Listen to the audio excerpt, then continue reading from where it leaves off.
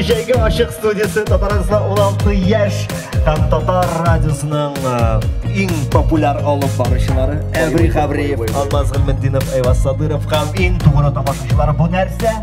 Бу Татар радиосының туган көне.